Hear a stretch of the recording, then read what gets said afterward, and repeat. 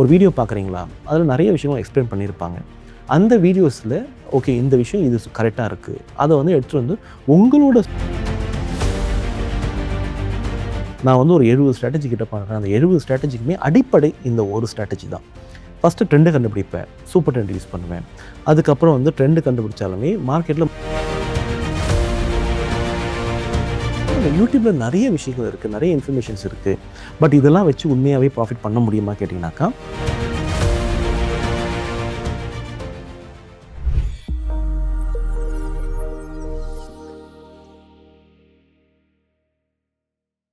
நிறைய retail traders இன்னைக்கு இருக்க கரண்ட் சுச்சுவேஷன்ல யூடியூப் வீடியோஸ் பார்த்தும் புக்கை படிச்சுமே ட்ரேடிங் பண்ணிடலாம் அப்படின்னு நினைக்கிறாங்க.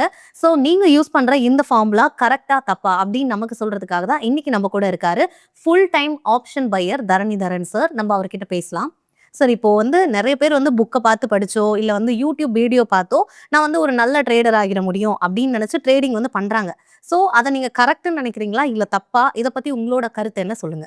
பண்ணுறேன். ஃபஸ்ட்டு விஷயம், பேசிக்காக நீங்கள் இப்போ தான் மார்க்கெட்டுக்குள்ளே வந்திருக்கீங்க, உங்களுக்கு லாங்னா என்ன தெரியாது, ஷார்ட்னா என்ன தெரியாது. ஸோ அப்படின்னாக்கா நீங்கள் பேசிக் விஷயத்தை எல்லாத்தையுமே நீங்கள் தாராளமாக கற்றுக்கலாம். ஓகேங்களா? ஸோ வந்து ஸ்ட்ராட்டஜிஸ் சொல்லிட்டு நம்ம வந்து நிறைய வந்து தேட ஆரம்பிப்போம். ஸோ இப்போ நான் வந்து பார்த்தீங்கன்னாக்கா, இப்போ யூடியூப் போகிறேன்னாக்கா, நான் ஆப்ஷன் பையிங் பண்ணுறேன்னா option buying best strategy, option buying 100% winning strategy சொல்லிட்டுலாம் அப்படி நான் போட்டு தேடுவோம். ஆக்சுவலாக வந்து நீங்கள் கூகுளில் சர்ச்லேயே போயிட்டு, யூடியூப் சர்ச்லேயே போயிட்டு நீங்கள் வந்து ஆப்ஷன் பையிங் போட்டிங்கனாக்கா அதில் ஒரு 10 காட்டும். அது எல்லாமே ரொம்ப நல்லாயிருக்கும். ஓகே, அது ஏதோ ஒன்று நம்ம கிளிக் பண்ணுவோம், அதில் ஒரு நிறைய ஸ்ட்ராட்டஜிஸ் வரும். அந்த ஸ்ட்ராட்டஜிஸில் வந்து பார்த்திங்கன்னா நிறைய விஷயம் எக்ஸ்பிளைன் பண்ணியிருப்பேன். அதை எடுத்து அப்படியே நம்ம பண்ணணும்னு நினைப்போம், பண்ணுவோம். ஆனால் அதனோட லாஸ் எவ்வளோ வந்துச்சு நமக்கு தெரியாது, அது எவ்வளோ ப்ராஃபிட் தரும்ன்றது தெரியாது. எதுவுமே தெரியாமல் பிளைண்டாக அவங்க சொன்னாங்க என்றதுக்காக போய் பண்ணுறோம். ஆக்சுவலாக அவங்க சொல்கிறதுனால நம்ம ஏன் பண்ணுறோம்னாக்கா, மொதல் விஷயம், எனக்கு அந்த அந்த அந்த ஒரு ட்ரேடிங் வந்து பிகினராக ஆரம்பிக்கிறீங்கனாக்கா, யூடியூப்பில் சொல்கிறவங்க வந்து உங்களுக்கு வந்து எப்படி இருப்பானாக்கா, தெய்வமே வந்து சொன்ன மாதிரி உங்களுக்கு வந்து ஒரு ஃபீல் இருக்கும். ஓகேங்களா? ஸோ அப்போ வந்து நம்ம என்ன நினைப்போம், ஓகே அவ சொன்னால் நடக்கும் சொல்லிட்டு நம்ம பிலீவ் பண்ணி நம்ம பண்ண ஆரம்பிப்போம், லாஸ் வரும். திரும்ப போயிட்டு அடுத்த நாள் என்ன பண்ணுவோம், ஆப்ஷன் பையிங் வீக்லி ஸ்ட்ராட்டஜி சொல்லிட்டு போடுவோம். அப்புறம் அதை திரும்ப ட்ரை பண்ணுவோம். ஓகே இன்ட்ராடே வேலை செய்யல சொல்லிட்டு பொசிஷனல் ட்ரை பண்ணுவோம். இது மாதிரி நம்ம பண்ணிகிட்டே இருக்கும்போது நம்ம கேபிட்டல் லாஸ் ஆகிடும். ஓகேங்களா? ஸோ வந்து நம்ம யூடியூப்பில் நிறைய விஷயங்கள் இருக்குது, நிறைய இன்ஃபர்மேஷன்ஸ் இருக்குது. பட் இதெல்லாம் வச்சு உண்மையாகவே ப்ராஃபிட் பண்ண முடியுமா கேட்டிங்கனாக்கா, பண்ணலாம். ஆனால் அதுக்கு பின்னாடி இருக்கிற ஒரு பெரிய பிரச்சனை இருக்குது. அதுதான் எக்ஸிக்யூஷன் பிரச்சனை. ஓகே, இப்போ நானே என் ஸ்ட்ராட்டஜி சொல்கிறேன். ஓகே, இதுதான் நான் யூஸ் பண்ணுறது. நான் வந்து ஒரு 70 ஸ்ட்ராட்டஜி கிட்ட பண்ணுறேன். அந்த 70 ஸ்ட்ராட்டஜிக்குமே அடிப்படை இந்த ஒரு ஸ்ட்ராட்டஜி தான்.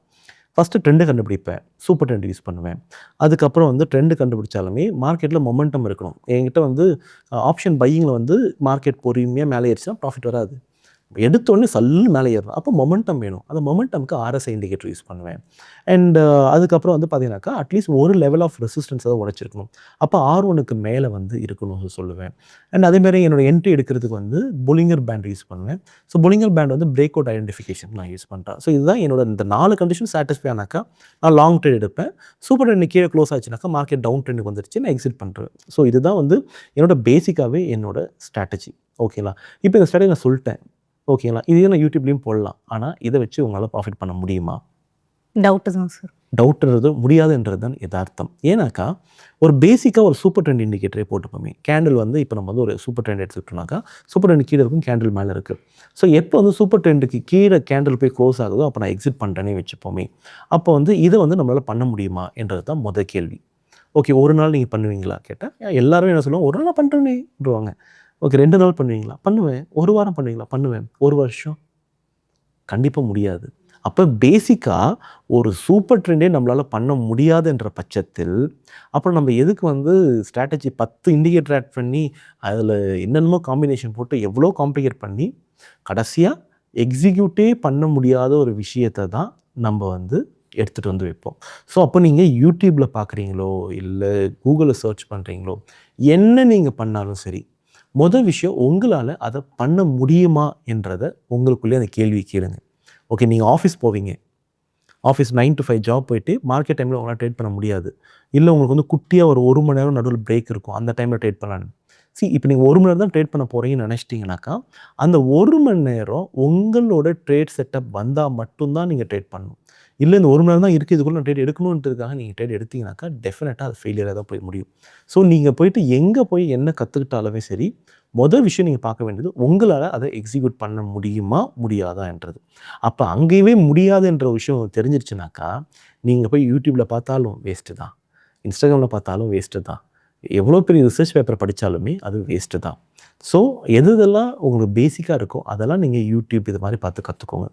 ட்ரேடிங்கும் வந்துருச்சுனாக்கா உங்களால் என்ன பண்ண முடியும் என்றது தான் இங்கே விஷயம். அதுக்குன்னு பார்த்தீங்கன்னாக்கா நீங்கள் அப்படியே மொத்தமாலாம் எரடிகேட் பண்ண தேவை. ஒரு வீடியோ பார்க்குறீங்களா, அதில் நிறைய விஷயங்கள் எக்ஸ்பிளைன் பண்ணியிருப்பாங்க. அந்த வீடியோஸில் ஓகே இந்த விஷயம் இது கரெக்டாக இருக்குது, அதை எடுத்துகிட்டு உங்களோட சிஸ்டம்குள்ளார உங்களால் அதை பண்ண முடியும் என்ற பட்சத்தில் அதை உங்களோட சிஸ்டம்குள்ளே சேர்த்துக்கோங்க. இப்படி பண்ணிங்கனாக்கா டெஃபினட்டாக over the period of time நிறைய நாலேஜஸை உங்களால் கேதர் பண்ண முடியும். ஓகேங்களா? ஸோ இது உங்களுக்கு உங்களோட ட்ரேடிங் ஜேர்னியில் ஒரு நல்ல இம்பேக்டை கிரியேட் பண்ணும். ரேண்டமாக நீங்கள் பண்ணுறதுக்கு பதிலாக எது உங்களுக்கு வேலை செய்யுமோ அதை பண்ணுறது மூலியமாக. Okay, thank you. Okay sir.